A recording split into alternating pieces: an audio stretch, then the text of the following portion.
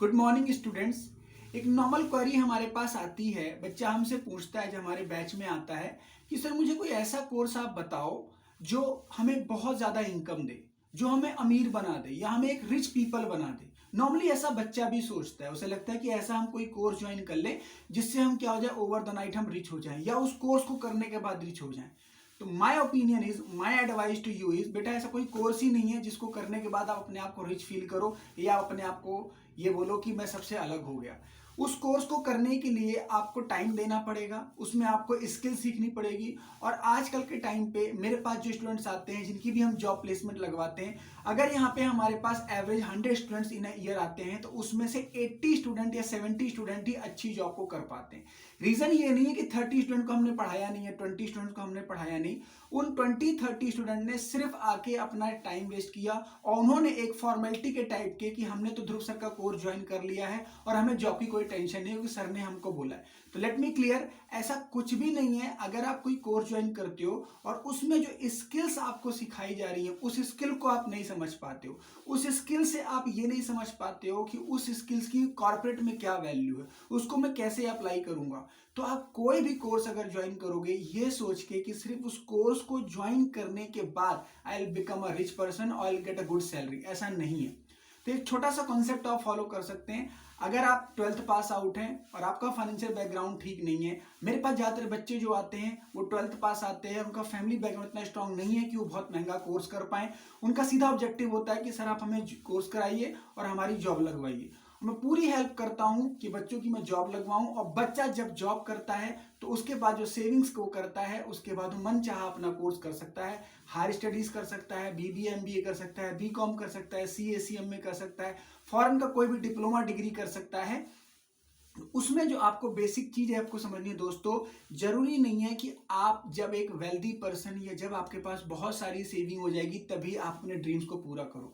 Dreams को पूरा करने के लिए आपकी पहली सीढ़ी ये होती है कि आप जल्दी से कोई स्किल एक्वायर करो, उस स्किल से आप अर्निंग शुरू करो, और उस स्किल से जब आपके पास अर्निंग आ जाए तो उसी सेविंग से आप फिर रीजनरेट करके अपने एक बड़े प्रोजेक्ट पे काम करना शुरू करो। जो भी आपका बड़ा प्रोजेक्ट है, जरूरी नहीं कि आप सीए ही करें, सीएमए ही करें, आप एंटरप्रेन्योर बने, आप अपना इंस्टीट्यूट खोलें या अपनी कोई भी बिजनेस सेटअप करें, आप मैन्युफैक्चरिंग का काम करें, ट्रेडिंग का काम शुरू करें, कंसल्टेंसी का काम शुरू करें, कुछ भी करें, बस स्किल बेस्ड एजुकेशन की वैल्यू है।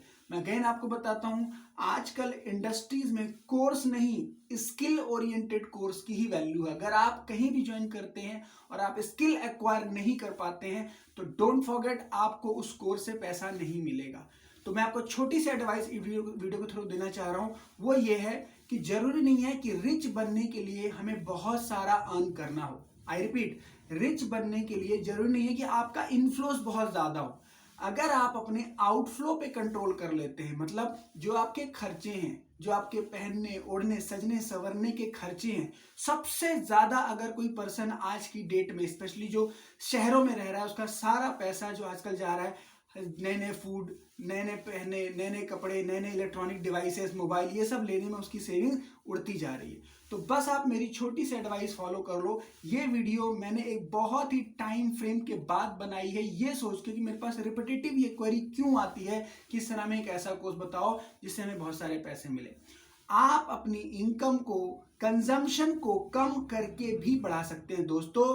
पैसे का ना जाना भी आना होता है, याद रखिएगा मेरी बात, पैसे का ना जाना भी आना होता है। एक दिल्ली में रहने वाला आदमी 10,000 15,000 रुपए में भी अपनी सेविंग कर रहा है, और उसी दिल्ली में रहने वाला आदमी 1-1.5 लाख रुपए के बाद भी सेविंग नहीं कर पा रहा है। फर्क किसका है? खर्चों का। फर्क किसका है? अपनी स्टैंडर्ड ऑफ लिविंग का।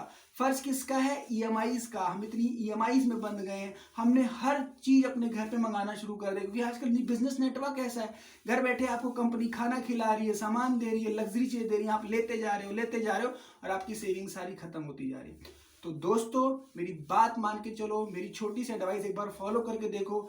एक दिन फॉलो करो, एक महीना फॉलो करो, एक साल फॉलो करो, आपको जरूर उसका डिफरेंस दिखाई देगा। पैसे कमाने के लिए आपको जरूरी नहीं कि बहुत सारे पैसे कमाना ही आपका ऑब्जेक्टिव है।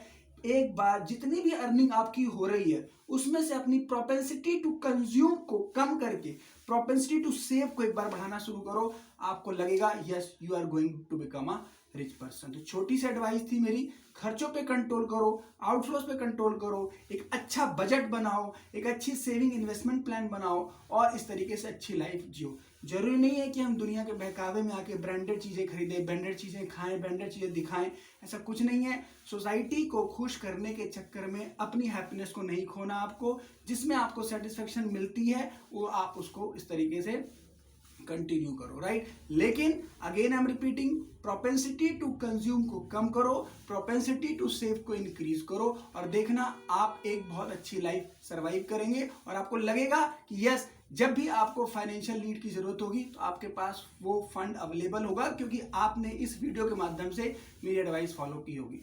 Thank you so much, keep learning, keep growing.